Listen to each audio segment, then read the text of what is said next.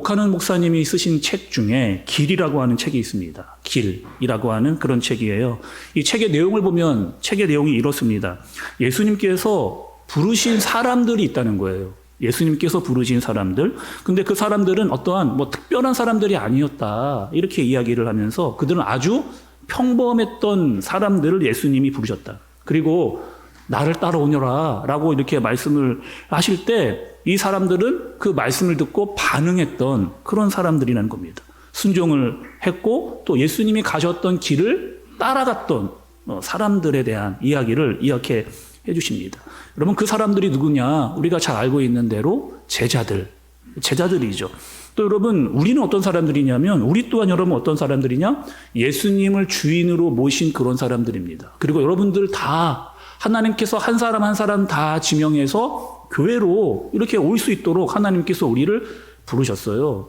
또 여러분 우리 교회에 연고표가 있잖아요. 우리 교회의 표어는 주님의 제자가 되고 제자로 살자라고 하는 주제입니다. 그러니까 여러분 우리는요. 예수님께서 우리를 다 불러서 교회로 불러오도록 하셨고 하나님께서 우리에게 말씀을 해주셨고 그리고 그 말씀에 순종해서 따라가는 사람들 한마디로 말하면 우리도 제자다 이렇게 이야기할 수가 있는 겁니다. 그럼 여러분 이 제자는 어떻게 살아가야 되는가? 제자는 어떻게 살아가야 되느냐? 우리가 계속해서 마가복음의 말씀을 통해서 우리가 그것들을 깨달아 알아서 가고 있는 거죠.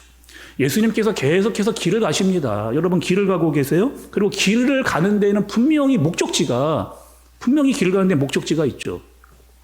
제가 요즘에 대신방 하고 있잖아요. 대신방 하는데 가는 집이 있습니다. 제가 아무 데나 가지 않고요. 그 아무 데나 가면 이상한 사람이잖아요. 제가 집에 가는데 우리 성도분들의 집을 갑니다. 그리고 목적이 있어요. 제가 우리의 성도분들을 만나서 그 가정에서 예배가 회복되기 위해서 제가 그 집을 찾아서 가죠. 때로는 제가 마트에 갑니다. 여러분 마트에 가는 이유가 있거든요. 가서 물건을 사기 위해서. 그러니까 우리가 어디를 간다라고 하는 것은 길을 나선다라고 하는 것은 분명한 이유와 목적이 있는 겁니다. 예수님께서 길을 걸어오셨어요. 어디까지 오셨느냐? 예루살렘까지 오셨습니다. 근데 여러분 예루살렘까지 오시는 동안 예수님께서 길을 걸어오셨는데 굉장히 많은 사람들을 만났습니다. 여러 사건들을 만났고 여러 가지 말씀들을 다 해주셨어요. 그리고 그 길 위에서 예수님이 제자들에게 알려주시고 보여주시고 들려주시고 해야 되는 많은 것들을 그들에게 가르쳐 주신 겁니다. 여러분 우리도요 지금 길을 가고 있거든요. 인생이라고 하는 길을 가고 있습니다. 근데 혼자 가지 않고 여전히 예수님께서 우리와 동행하시면서 우리에게 알려주시고 여러 일들을 만나고 사람들을 만나고 말씀을 하실 때에 그 말씀을 듣고 순종하는 사람들, 그 사람들이 누구다? 바로 우리요? 우리가 바로 그 제자다라고 이렇게 말씀을 해주고 계세요. 여러분 오늘 본문의 말씀의 내용은 이렇습니다. 예수님께서 예루살렘에 들어오셨어요. 들어오셨는데 배가 고프셨던 모양입니다. 그리고 배가 고프셔서 이리저리로 좀 한번 이렇게 둘러보시다가 마침 무화과 나무가 보였습니다. 그래서 무화과 나무로 가까이 이렇게 가신 거예요. 예수님께서 보시니까 무화과 나무가 잎사귀가 굉장히 무성했습니다. 그러니까 가면 뭔가 좀 있겠거니 해서 그 무화과 나무로 가신 거예요. 근데 가시자마자 예수님께서 다짜고짜 그 무화과 나무를 저주하시는 사건이 오늘 본문의 내용입니다. 여러분 14절의 말씀을 좀 보세요. 예수께서 나무에게 말씀하여 이르시되 이제부터 영원토록 사람이 내게서 열매를 따먹지 못하리라 하시니 제자들이 이를 듣더라 이렇게 얘기했습니다. 예수님께서 무화과 나무에게 갔는데 거기에 가니까 아무것도 없어져서 그 나무를 저주했더니 그 나무가 뿌리채 말라버렸다라고 하는 말씀의 내용이 오늘 본문의 내용이에요. 근데 여러분 제가 말씀을 준비하고 또 말씀을 읽다 보니까 이게 도대체 무슨 소린가? 여러분 이게 말씀이 이해가 되십니까? 이게 좀 말씀이 무슨 갑자기 왜 다짜고짜 예수님께서는 무화과 나무에게 저주를 하시고 그런 얘기를 하시는가? 거기다가 여러분 말씀에 또 이상한 점도 있습니다. 그때가 어떤 때였느냐면 여러분 우리가 14절 읽었잖아요. 바로 13절들 보세요. 13절 마지막 부분에 보면 이는 무화과 때가 아님이라 이렇게 이야기합니다. 아니 무화과 때가 아닌데 갑자기 무화과 나무한테 가서 저주를 한다? 아니 이거 무슨 의미로 예수님께서 이렇게 하시는가? 제가 한번 생각을 해본 거죠. 예수님이 왜 이러실까? 뭘 먹으려고 하셨는데 아무것도 없으셔서 그러시는 건가? 배가 고프셨으니까 가뜩이나 예민해 있었는데 아무것도 없다 보니까 짜증을 그냥 확 이렇게 내신 건가? 아니면은 무화과 때가 언제 열리는지를 정확히 모르셔서 이 말씀을 하시는 건가? 굉장히 다양한 생각들이 이렇게 들었습니다. 여러분, 이 무화과 나무의 특징이 있어요. 무화과 나무는 여러분 사진을 좀 보여주시면 무화과 나무가 이렇습니다. 무화과 나무가 이렇고요. 또 무화과 나무의 열매는 이래요. 여러분 무화과 나무 한번 열매 보셨잖아요. 한 번쯤 보시고 먹어봤던 열매입니다. 여러분 이 열매는요, 잘 익으면 저기 보시는 대로 겉이 빨갛게 이렇게 익어요. 그래서 빨갛게 익었을 때 따서 먹습니다. 여러분 무화과 나무 열매를 먹어보시면 어때요? 굉장히 잘 쪼개지기도 하고 먹었을 때 굉장히 달고 맛있는 그런 열매입니다. 또 예수님께서 지금 예루살렘에 올라오셨잖아요. 근데 이스라엘 지역에 이 무화과가 열리는 시기는요, 6월쯤. 그러니까 이렇게 빨갛게 잘 무르익는 시기가요, 한 6월쯤 되는 그런 시기라고 그래요. 그때 6월쯤 되면 잘 익었던 빨간 무화과 열매를 따서 먹는 겁니다. 그런데 지금 예수님께서 올라가신 이 예루살렘의 때는 6월절 절기 기간이거든요. 그리고 이 6월절 절기 기간은 어떤 상황이냐? 4월 중순쯤 되는 그런 때입니다. 그러니까 아직까지 무화과 열매에 빨갛게 익은 무화과 열매를 볼 수는 없지만 어떤 것을 볼 수 있냐면 그러니까 초록빛을 띠면서 익어가고 있는 열매를 볼 수 있는 때가 예수님께서 무화과 나무를 찾아가신 그런 때라는 거예요. 여러분 잘 한번 생각해 보시죠. 이 초록빛 열매가 맺혀 있는 것을 봐야 앞으로 한 1, 2개월 있으면은 이 열매가 빨갛게 익어서 따먹을 수 있겠구나, 이렇게 우리가 생각할 수가 있잖아요. 예수님께서 무화과 나무에게 갔는데 아무런 열매가 보이지 않는, 그리고 잎사귀만 무성하고 있는 그런 상황이 펼쳐지고 있는 그런 상황.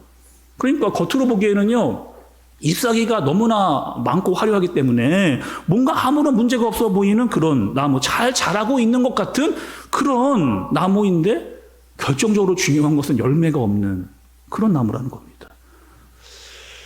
예수님께서 이 얘기를 왜 하실까 하다가 제가 이 무화과 나무에 대한 말씀을 좀 찾아봤어요. 찾아보니까 구약에 이런 말씀이 있습니다. 이 호세아서 여러분 9장 10절의 말씀을 좀 보시면 중반부에 다 읽지는 않고 중반부를 좀 보시면 너희 조상들을 보기에 무화과 나무에서 처음 맺힌 첫 열매를 봄같이 하였거늘, 이렇게 하나님께서 이스라엘의 조상들을 어떻게 봤느냐? 무화과 나무와 무화과 열매로 그렇게 보신 거예요. 그러니까 지금 예수님께서 이 비유는 누구에게 이야기를 하신 거냐? 무화과 나무는 바로 이스라엘을 상징하는 것으로 예수님께서 이야기를 하고 계신 거죠.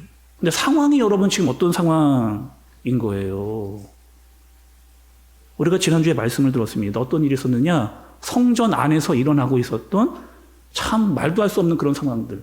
그 성전 안에 여러분 정말 다 아수라장이 되었던 그런 상황들이었잖아요. 성전 안에 짐승을 막 파고 사는 막 이런 일들이 일어나고 환전을 하면서 막 이렇게 비둘기를 막 팔고 있는 그런 상황들. 사람들이 막 소리를 지르면서 막 물건을 사라고 막 소리를 지르면서 시끌벅적했던 그 성전 안의 모습을 우리가 살펴봤습니다. 그리고 거기에 있었던 모든 사람들은 다 자기의 이익을 챙기려고만 하는 사람들이 모여 있었던 그런 상황의 말씀을 우리가 봤죠. 근데 여러분 오늘 말씀은요, 조금 더 깊이 들어가야 됩니다. 조금 더 깊이 들어가시는데 여러분 오늘은요 좀 구조적으로 말씀을 좀 보도록 하겠어요. 여러분 좀 성경을 좀 보시기 바랍니다. 성경 보시면 우리가 여러분 오늘 읽었던 말씀은요 무화과 나무의 말씀이에요. 그리고 지난주에 봤던 말씀은 성전에 대한 말씀입니다. 근데 그 말씀의 위치를 여러분 잘 보셔야 돼요. 자, 여러분 말씀을 보시면 11장에서 15절에서 19절의 말씀은 성전 안, 15절에서 19절은 성전 안의 말씀이었습니다. 그리고 그 말씀 앞뒤가 오늘 우리가 봤던 무화과 나무, 그러니까 12절에서 14절, 20절에서 25절의 말씀이 오늘 무화과 나무의 말씀이에요. 자, 여러분 이제 저를 보시죠. 지금 이 말씀의 구조가 어떻게 됐냐? 성전의 말씀이 중간에 있고 양쪽 앞뒤로 무화과 나무의 비유의 말씀이 지금 있는 겁니다. 이것을 무엇이라고 이야기하느냐? 성경의 구조는 샌드위치 구조라고 이렇게 이야기를 하는 거예요. 성경이 이 샌드위치 구조를 언제 사용하느냐? 두 사건이 아주 밀접한 관계를 가지고 있었을 때 이런 구조의 형태를 사용을 하는 거죠. 그러니까 지금 이 무화과 나무의 모습, 입이 무성합니다. 잘 크고 있는 것 같아요. 겉으로는 아무런 문제가 없어 보이는 그런 모습. 그런데 그 안을 들여다보니까 어떠한 일이 있느냐? 아무런 열매가, 있어야 되는 그 열매가 없는 그런 상태. 나무가 건강하지 않은 거예요. 깨끗하지를 않은 거예요. 신앙에 병들어져 있는 그런 상황을 말씀이 보여주고 있는 겁니다. 예수님이 이걸 보셨어요. 성전 안에서 그것을 보셨어요. 이스라엘 사람들의 이 신앙의 상태를 예수님께서 보셨습니다. 가만히 있을 수가 없는 거예요. 채찍을 들고 상을 다 뒤집어 엎어버리는, 너희가 성전을 어떻게 이렇게 할 수가 있느냐? 너희가 바로 이 성전을 강도의 군열로 만들어버렸다. 이것이 바로 너희의 신앙 상태라는 거예요. 이것이 너희의 신앙 상태. 무서운 말씀을 예수님께서 하고 계시는 겁니다. 오늘 말씀을 보면서 여러분, 우리의 모습은 어떤가? 우리와 나의 모습, 그리고 우리 교회의 모습에 이런 모습이 있지는 않은가? 종교적인 형태, 모습은 다 화려하게 있는 것 같아요. 잎사귀가 많아 보입니다. 그런데 뭔가 다 있을 것 같은데 그 안에 들여다보니 있어야 돼. 정말 중요한 열매를 보이지 않고 있는 그런 모습. 거기다가 예수님께서 여러분 저주를 하셨거든요. 이 저주라고 하는 거는 심판과 징벌의 때가 반드시 있다. 이때가 있다는 거예요. 그러니까 너희가 그런 상태로 있다가는 심판받을 것이고 징계를 받을 것이다 라고 말씀하시는 아주 무서운 말씀입니다. 그런데 한편으로 여러분, 한편으로요, 우리에게 감사한 것도 있어요. 왜 감사하느냐? 예수님께서 이런 상황을 우리에게 이미 신약의 말씀을 통해서 우리에게 알려준 겁니다. 이스라엘 백성들이 이렇게 하고 있는 상황을 통해서 우리에게 비추어 주시는 말씀이 있는 거예요. 구약도 여러분 좀 보시게 되면 구약에 하나님께서 이스라엘 백성들을 심판하고 징계하시는 내용이 나오거든요. 하나님께서 그들을 심판하고 징계하는 이유와 목적이 있습니다. 그들을 망하게 하기 위해서, 그들을 힘들게 하기 위해서, 그들을 어렵게 하기 위해서 그들을 심판하거나 징계하는 게 아니에요. 그들을 향한 심판과 징계는 너희의 이 모습을 깨달아라. 그리고 깨닫고 돌아와라. 라고 하는 그것을 하나님께서 알려주시기 위해서 너희는 반드시 알아야 되고 그것을 깨닫고 심판과 징벌을 받더라도 돌아와야 된다. 라고 하는 사실을 하나님께서 알려주시기 위함입니다. 그리고 오늘 말씀에 여러분 세 가지의 말씀을 해주고 계신 것을 볼 수가 있어요. 오늘 여러분 성경을 좀 많이 좀 보고 찾게 되어지는데 여러분 오늘 말씀을 좀 잘 한번 다시 보겠습니다. 저와 함께 좀 여러분 보시겠어요? 22절부터 25절의 말씀이에요. 한 가지씩 여러분 제가 좀 말씀을 드릴 텐데 좀 체크를 하면서 보시면 좋을 것 같습니다. 22절에 예수께서 그들에게 대답하여 이르시되 하나님을 믿으라. 하나님을 믿으라. 23절에 내가 진실로 너희에게 이르노니 누구든지 이 산더러 들리어 바다에 던지라 하며 그 말하는 것이 이루어질 줄 믿고 마음에 의심하지 아니하면 그대로 되리라. 그러니까 여러분 22절과 23절에서요 예수님께서 무엇을 이야기하느냐 제자들에게 믿음에 대해서. 근데 너희가 믿음이 어떠한 믿음이냐? 의심하지 않는 믿음을 가져라. 이런 말씀을 예수님께서 하시는 거죠. 그리고 여러분 24절의 말씀입니다. 두 번째인데 그러므로 내가 너희에게 말하노니 무엇이든지 기도하고 구하는 것은 받은 줄로 믿으라. 그리하면 너희에게 그대로 되리라. 여러분 24절에요. 지금 기도와 믿음이 한 구절 속에 들어와 있는 거예요. 그러니까 너희가 기도를 하는데 어떠한 마음으로 기도해야 되느냐? 믿음을 가지고 기도해야 된다라고 하는 이 믿음과 기도의 관계성을 예수님께서 이야기를 해주시는 겁니다. 자, 여러분 저를 좀 보시죠. 그리고 저를 좀 보세요. 우리가 여러분 신앙생활하면서 기도를 하잖아요. 다 기도합니다. 이 교회 안에 있는 모든 분들, 저와 여러분들은 다 기도를 하죠. 근데 여러분 이 기도를 어떻게 하느냐? 하나님을 믿는 사람들이 기도를 하는 거예요.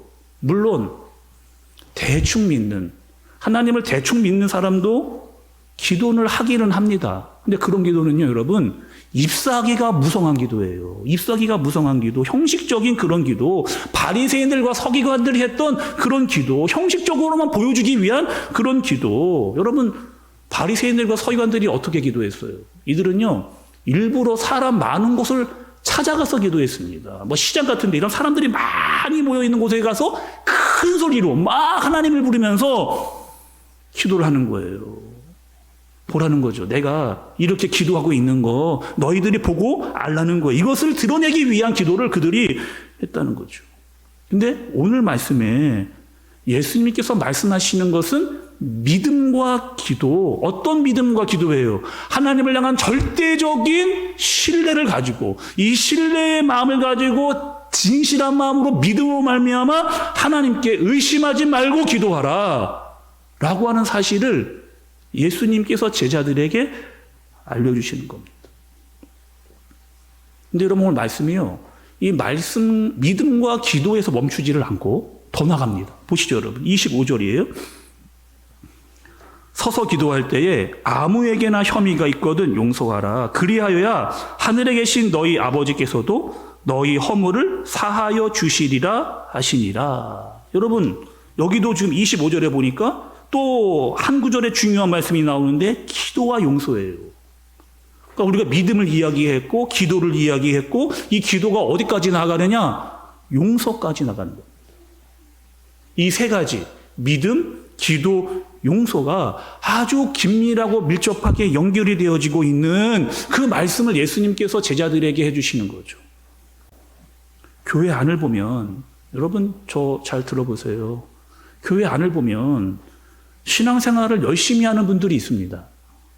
이런 믿음이 있어요. 기도도 많이 하세요.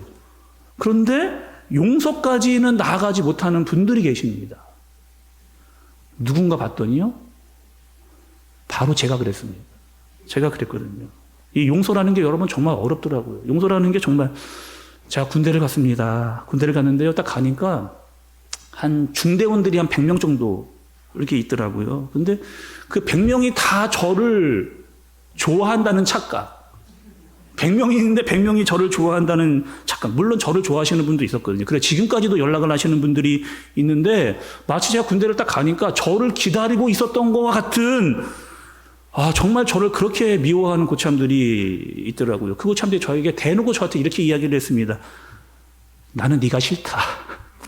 나는 네가 싫고 그냥 네가 싫다는 거예요. 아니, 좀 왜 싫은지 그 이유를 좀 알면은 그 이유를 알아서 고칠 것 같은데, 고참이 저에게 네가 싫다고 이야기하면서 네 존재가 싫어. 너가 여기 있는 것 자체가, 눈에 보이는 것 자체가 싫다는 거예요. 마음에 안 든다.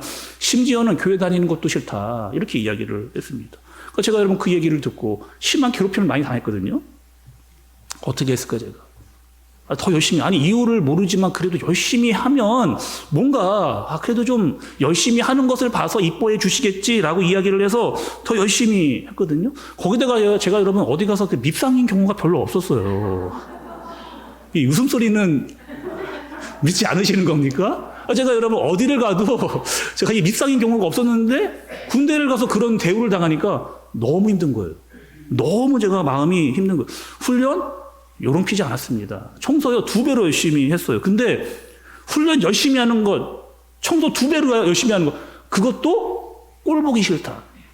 이거 어떻게 합니까? 어떻게 하는 거예요? 거기다가 욕을 하는데요. 생전 들어보지도 못한, 일반 사회에서는 들어보지도 못한 욕이 그렇게 많은지 몰랐습니다. 욕이 그렇게 많은지 몰랐어요. 뭔지 알아듣지는 못하겠는데 굉장히 무서웠어요. 그 욕이 굉장히 무섭어요. 제가 여러분 사람이잖아요. 저도 미움을 받고 욕을 듣다 보니까 제 마음에 뭐가 올라오는 거예요? 저도 미움이, 그 사람에 대한 미움이 올라오는 거예요. 이 미움뿐만 아니라 더 큰 문제가 또 제에게 생겼습니다. 뭐냐면 제가 가는 곳마다 계속 신경을 쓰는 거예요. 무슨 신경을 쓰냐? 나를 미워하는 고참이 있는가 없는가, 그 사람이 왔는가 안 왔는가를 계속 제가 이 신경을 쓰고 있는 거예요. 희한하죠. 그 고참이 오는 발걸음 소리를 제가 직감적으로 한 15m 떨어져 있는데 다른 사람의 발걸음 소리는 안 들리거든요. 근데 내가 미워하는 그 고참의 발걸음 소리는 이 직감적으로 이게 제가 들리는 거예요. 같이 밥 먹으면 밥을 체합니다. 자꾸 체하고 막 도망가고 싶은 마음이 막 이렇게 드는 거예요. 하루 종일 그 사람에 대한 생각으로 사랑하지도 않는데, 그들을 사랑하거나 좋아하지도 않는데 미워하는데도 하루 종일 그 사람이 제 이 머릿속에서 떠나지를 않고 계속 그 사람을 신경 쓰고 의식하고 있는 제 모습이 있었거든요. 한 번은 용서에 대한 글을 읽었습니다. 용서에 대한 글. 용서는 이런 거랍니다. 용서는요, 나에게 상처를 준 사람에게 나의 삶을 되돌려받는 것. 이게 용서래요. 여러분 이해되십니까? 그러니까 나에게 상처 준 사람에게 나의 삶을 되돌려받는 것. 여러분 이해 안 돼. 저는 제가 그 어려움을 당하고 나니까 이게 너무 이해가 되는 거예요. 다시 말하면 이런 거죠. 내가 상대방을 용서하지 않으면 나는 그 사람에게서 계속 얽매여져 있는 그런 상황이 이어진다는 거예요. 그 사람도 나를 미워하고 나도 그 사람을 계속해서 미워하고, 더 무서운 거는 뭐냐면요, 내가 내 자신을 계속해서 그 사람을 미워하고 증오하면서 힘들고 괴롭게 만드는, 그러니까 내 영혼이 계속 시들어져 가는 겁니다. 마음이 피폐해져 가는 거예요. 내가 그 사람을 용서하지 않으면 결국에 있잖아요, 그 사람은 안 죽는데 제 마음과 영혼이 죽는 거예요. 내 영혼. 여러분 오늘 말씀은요, 제자는 어떻게 살아가야 되는가의 말씀으로 시작을 했습니다. 예수님께서 계속해서 말씀을 해주고 계세요. 정말 너희는 나의 제자로 나를 따르고 있느냐? 너희의 신앙생활 가운데 열매가 있느냐?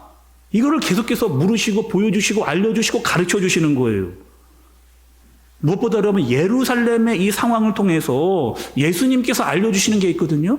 예루살렘에 올라오니 성전이 있었습니다. 성전이 아주 화려하고 멋있게 성전이 지어져 있었어요. 근데 그 성전은 잎사귀만 무성한 그런 성전이었던 거예요. 거기 안에 아무런 진정한 예배도 보이지 않는 그런 상황이었습니다. 기도했죠. 기도가 있었습니다. 그러나 그 기도는 소리만 지르는 기도요, 진심이 없었던, 남에게 보여주기 위한 기도로 가득 차 있었던 그 현장인 거죠.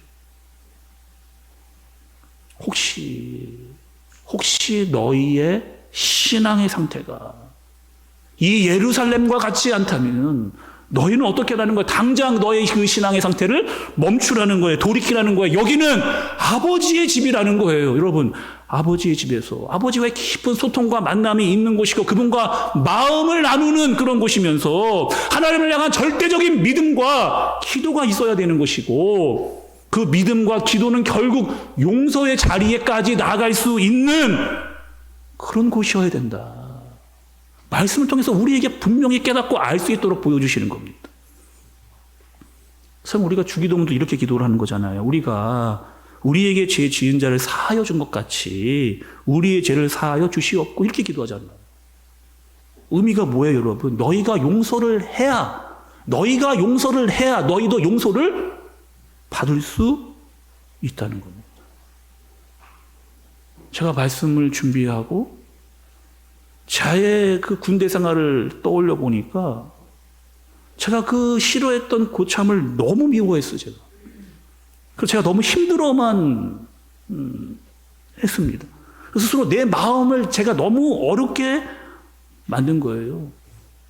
그리고 오늘 솔직하게 여러분들에게 제가 고백을 하면 저는 그 사람을 위해 기도하지 않았습니다.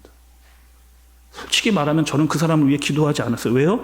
그 사람이 너무 싫었거든요. 너무 미웠거든요. 너무 힘들었거든요.